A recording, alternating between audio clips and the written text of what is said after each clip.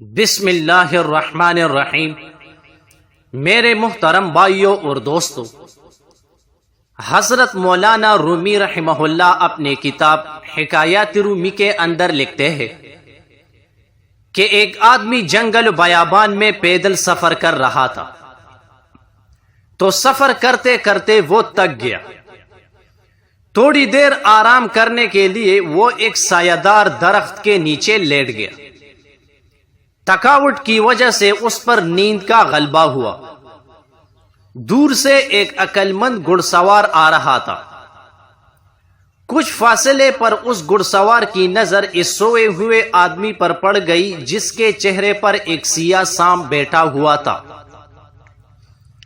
سوئے ہوئے آدمی کو اس سانپ سے بچانے کے لیے وہ گھڑ سوار گھوڑے سے نیچے اترنے والا ہی تھا کہ وہ سیاہ سانپ اس سوئے ہوئے آدمی کے منہ میں داخل ہو کر اس کے پیٹ میں چلا گیا۔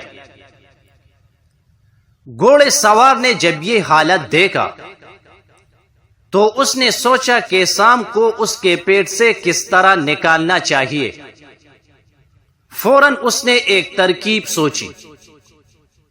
اس نے سوئے ہوئے نادان غافل آدمی کو زور زور سے دو چار گھونسے مارے۔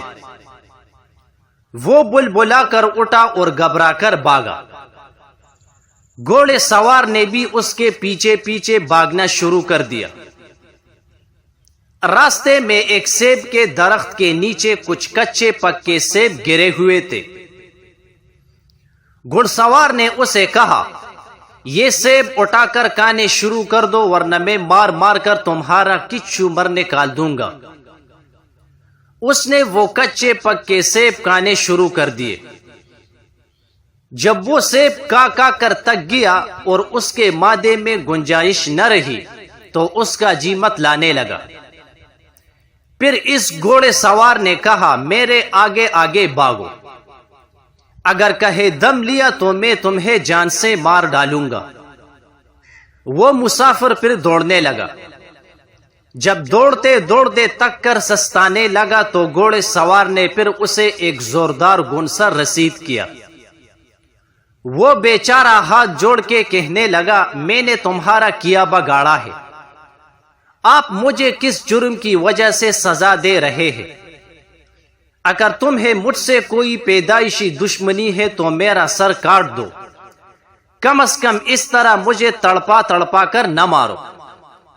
کیسی وہ منحوس گھڑی تھی جب تیری نظر مجھ غریب پر پڑی تھی۔ اے اللہ کے بندے، نہ میں نے کسی کی امانت میں خیانت کی ہے اور نہ ہی میری کوئی اور گناہ ہے جو تم مجھے اس طرح ستا رہے ہو۔ دیکھنے میں تو تم مسلمان نظر آ رہے ہو، لیکن ایسا بے جا ظلم تو کوئی کافر بھی نہیں کرتا۔ گھوڑے سوار نے کہا، اگر تو جان کی امان چاہتا ہے تو ناک کی سیدھ میں بھاگ، تھوڑی دیر کے بعد تم کو خود بخود پتہ چل جائے گا۔ وہ روتا آہوزاری کرتا اور اسے بد دعائیں دیتا ہوا پھر بھاگنے لگا۔ سیبوں سے مادہ پرتا۔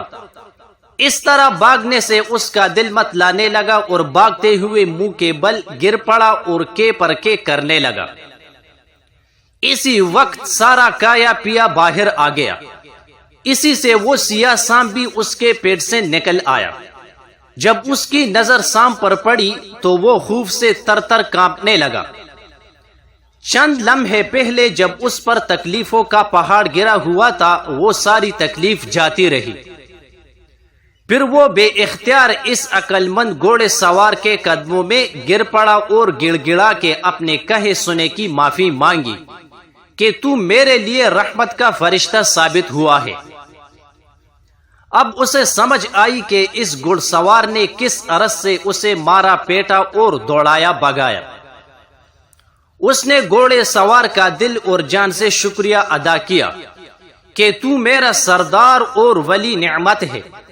مبارک تھی وہ گھڑی کہ تو نے مجھے اس حالت میں دیکھ لیا ورنہ میرا کام تو تمام ہو چکا تھا۔ تیرے سبب سے اللہ نے مجھے نئی زندگی عطا فرمائی ہے۔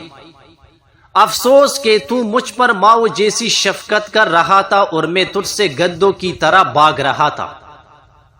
اے اللہ کے نیک بندے، اگر مجھے معلوم ہوتا کہ تو دراصل میرا خیر خواہ اور محسن ہے تو میں اپنی زبان سے بیہودہ بکنے کی بجائے تیری تعریف میں ردب اللسان ہوتا۔ تیری خاموشی نے مجھے غلط فہمی میں مبتلا کر دیا۔ اگر نیک بخت تو مجھے حقیقت حال سے آگاہ کرتا تو میں اپنے محسن کو ایسے برے الفاظ سے یاد نہ کرتا۔ گھڑ سوار نے کہا کہ اگر میں اس بات کی طرف ذرہ بھی اشارہ کر دیتا کہ تیرے پیٹ میں سام چلا گیا ہے تو اسی وقت خوف سے تو اپنی جان سے ہاتھ دھو بیٹھتا۔ اس وقت نہ تجھے کچے پکے سیب کھانے کی ہمت پڑتی اور نہ ہی کیک کا طریقہ سوچتا۔ خلاصہ، اس واقعے کا خلاصہ یہ ہے کہ جس چیز کو تم زحمت سمجھتے ہو شاید وہ تمہارے حق میں رحمت ہو۔ دانا دشمن نادان دوست سے بہتر ہے۔ تعلیم و تربیت کے معاملے میں والدین اور اساتذہ بچوں پر جو سختی کرتے ہیں وہ بچے کے حق میں بہتر ہوتی ہے، مگر بچہ نادانی اور بے خبری کی وجہ سے اس سختی کو ظلم و ستم اور زیادتی سمجھ کر اپنے مستقبل کی راہوں کو تاریک کر لیتا ہے۔ جب وقت گزر جاتا ہے تو پھر یہ ایسی دلدل میں پھنس جاتا ہے کہ ایک پاؤں نکالتا ہے تو دوسرا پھنس جاتا ہے۔ ویڈیو کے آخر میں آپ لوگوں سے ایک چھوٹی سی ریکویسٹ ہے کہ اگر آپ میرے چینل پر نئے ہیں تو پلیز سب سے پہلے چینل کو سبسکرائب کریں اور ساتھ میں بیل آئیکن پہ لازمی کلک کریں۔ جزاک اللہ، شکریہ۔